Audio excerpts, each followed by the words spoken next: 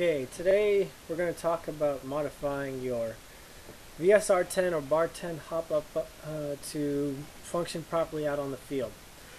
The most important thing is to understand what it is that we're going for. For a properly functioning hop-up, inside the barrel it's going to look like this. The top one is a rendition of a Firefly hop-up bucking right there. And this is what it'll look like for a stock bucking or an air seal bucking, which such as a King Arms or a 9-ball bucking. So now that we know what we want to go for, let's take a look at some of the procedures and things you need to go through. First, when you take apart your hop-up bucking or your hop-up and you get to your bucking, wash it off with clean soapy water.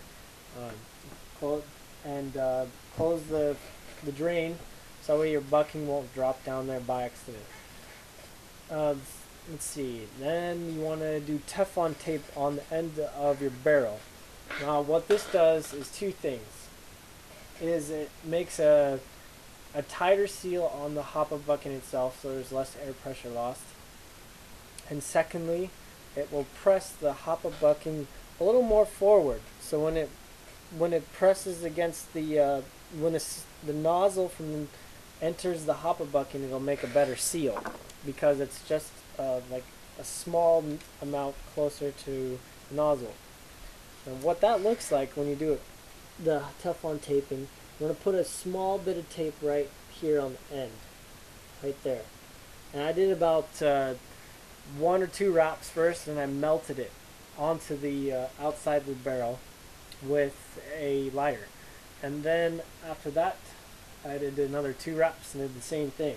And it looked fairly pronounced compared to the barrel. It was a 0.05 inches thick. Basically what happened is when I installed my bucking over it, that's what you do next. You take the barrel out with the Teflon tape melted onto it, and you put the bucking literally over it. And what that does is it makes the bucking look ribbed, so to speak. And here's the bucking. The rib will look like it's going through the middle section of the bucking, which is fine.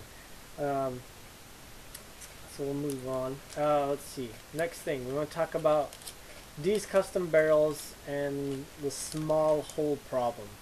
And this is something I recently discovered and what helped me realize how to get my bucking working properly. The problem was, at least for my barrel, I'm not sure if all the other barrels you get from these customs will come like this or not, but the cut that I had in the barrel was substantially smaller. This cut right here was smaller than the cut on the stock barrel. Now this did a couple things.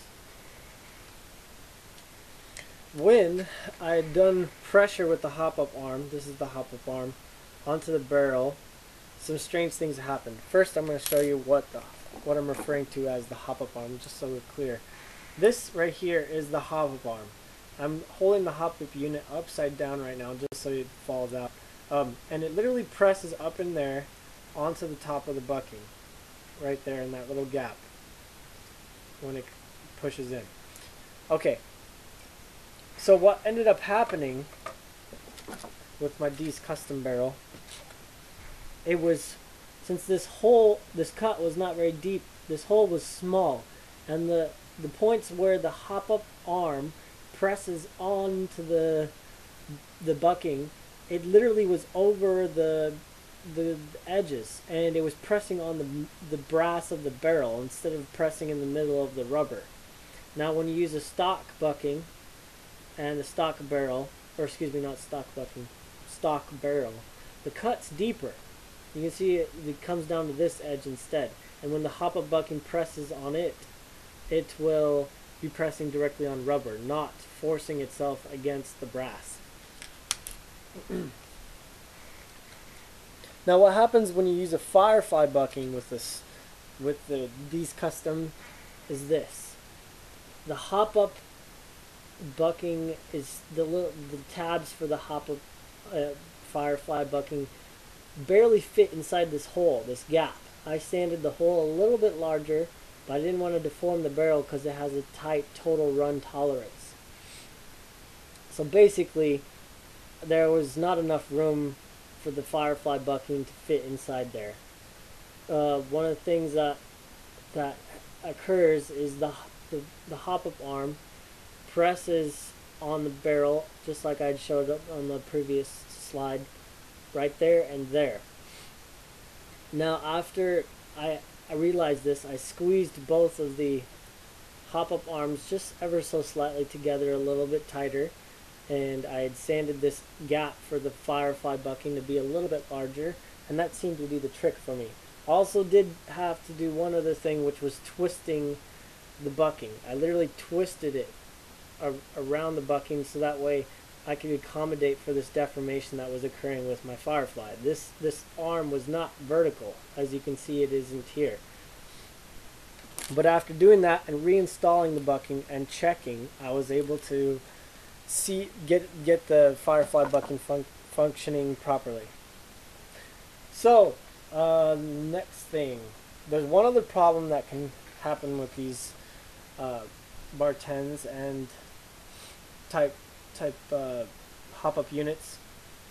The hop-up unit can have the axle that this thing rotates about to not be perfectly horizontal. It can be off kilter a couple degrees, which makes so this hop-up arm is not actually pressing vertically. I'm going to show you what happens when that occurs.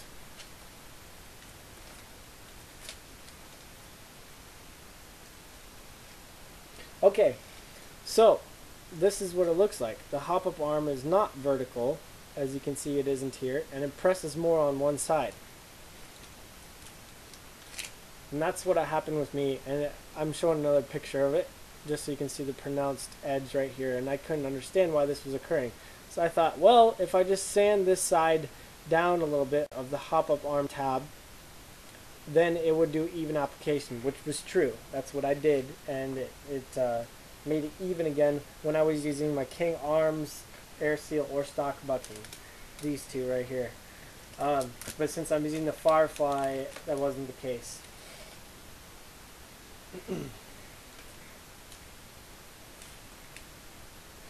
Okay.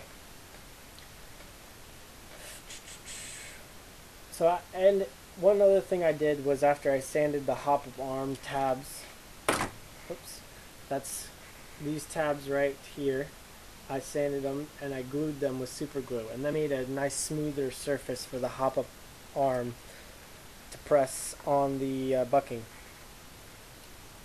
You don't necessarily need to do that, but if you need your hop-up to be more sensitive, that would be one manner to do so. You just add material to the hop-up arm. Let's see. One other thing, and I haven't done this myself, and I was getting fairly good performance even without it.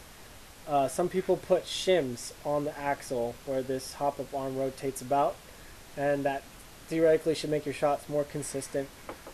I probably will do that mod eventually. I've heard they used aluminum foil, or they used 3/1000ths of an inch shims. Okay, so I think we've addressed all the problems. I'm going to go over just a quick overview of the methods you can use to fix those problems. And so where you can fix them: sanding the hop-up arm, supergluing the hop-up arm, twisting the bucking on the barrel, and I guess I didn't mention this too. I did, yeah. Okay, so with the hop-up bucking, you can also mark it where the groove is that matches the barrel, and this just gives you a reference point. The way I did it, I used a permanent marker, and I did a little, and this little dark spot corresponds to the inside groove, and if you look at your own bucking, you'll see what I'm talking about. It won't show up on the camera. Lastly, two things: clean your bucking with soapy water, and use Teflon tape on the barrel, and maybe do an additional wrap around the outside of the bucking once you have it installed. Other than that, just do a visual inspection, and good luck out on the field, guys.